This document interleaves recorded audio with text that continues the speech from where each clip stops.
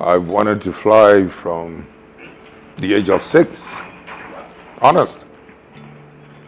I was standing next to my mother, in a compound house when the young men also in the house, asked me what I'd like to be when I grow up. And I said, I'd like to be a pilot. And bang, my mother slapped me on the back. Oh, yes. You'll be a doctor. You'll be a scientist. I mean, the whole house, the compound became quiet, shocked at what had just happened. I never gave up my dream. If he had to die for his conviction, I knew he would prefer to do that. I ended up in office, not because I wanted to be chairman, to be head of state, but it was just my passion to see justice done, my love of freedom. That's what puts me always in this position. I know him to be a passionate man. He wants things done immediately. There was a time I wanted to be a priest, Yeah. You may not believe it, but I'd much rather be known as an artist than as a president. Just as I would much rather probably be known for flying skill than being a president. Maybe it's because through this you can see my power of observation, my sense of precision, my striving for excellence. I avoided my daughters, for some years. I mean, I'd see them, but I did not want to develop any emotional attachment with them.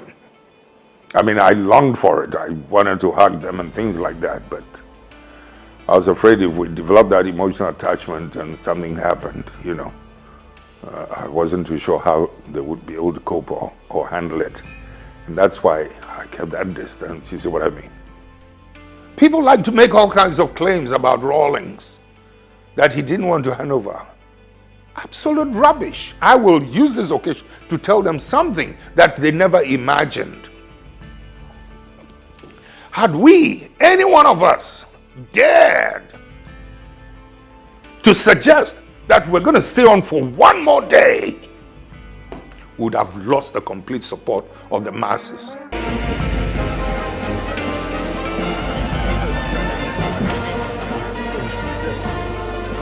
You may like him, you may not like him, you may agree with some of his methods, or you may not agree with some of his methods, but you cannot be in denial. You shouldn't be in denial because he's occupied a major part of the country's history.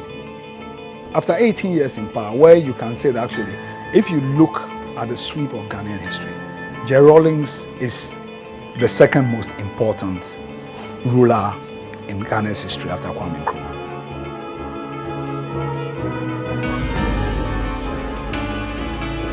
Nelson Mandela once said, "When a man has done what he considers to be his duty to his people and his country, he can rest in peace." This perhaps is the case of the boy who had a dream to fly, and to fly he did, but he also became president. John Jerry Rawlings, the man who came, saw, and conquered.